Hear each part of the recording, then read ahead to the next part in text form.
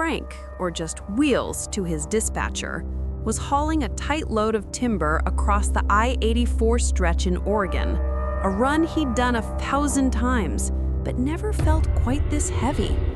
It was nearly 3 a.m. The rain had been a relentless, drumming sheet for hours, mirroring the anxiety thrumming in his chest. His Kenworth W900, affectionately dubbed Big Betty, cut a lonely path through the dense, dripping blackness of the Umpqua National Forest. The high beams were useless, swallowed whole by the overwhelming wall of ancient fir and cedar. He was deep in the heart of the woods, the only light his own, when he saw it. It appeared first as a flicker of movement by the shoulder of the road. Frank instinctively tapped the brakes. It was a deer, a large buck, but something was profoundly wrong.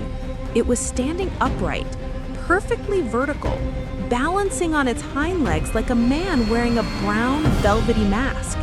It was unnaturally tall. The posture was rigid, almost ceremonial. For a breath, it didn't move. Frank blinked, shaking his head, attributing the bizarre sight to coffee withdrawal and the hypnotic sway of the wipers. When he looked again, it was gone, vanished into the shadows without a sound. A knot of ice formed in Frank's stomach.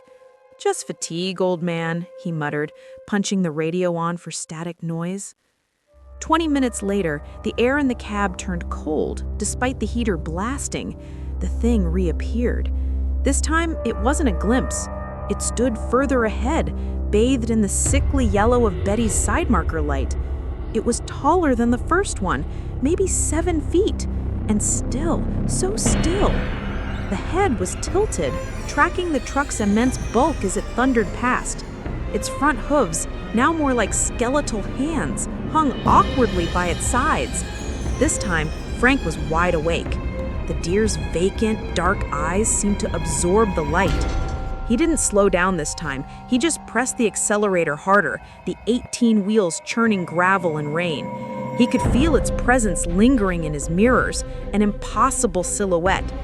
He drove until the pines gave way to low-lying scrub, refusing to look back, convinced he hadn't seen an animal, but a shadow wearing an animal shape.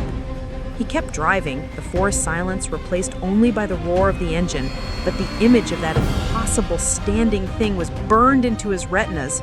He knew he'd never forget the sight of the Oregon forest, guarding its secret.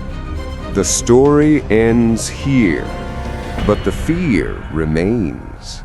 If you want to survive the night, hit that subscribe button. And remember, don't look under your bed tonight.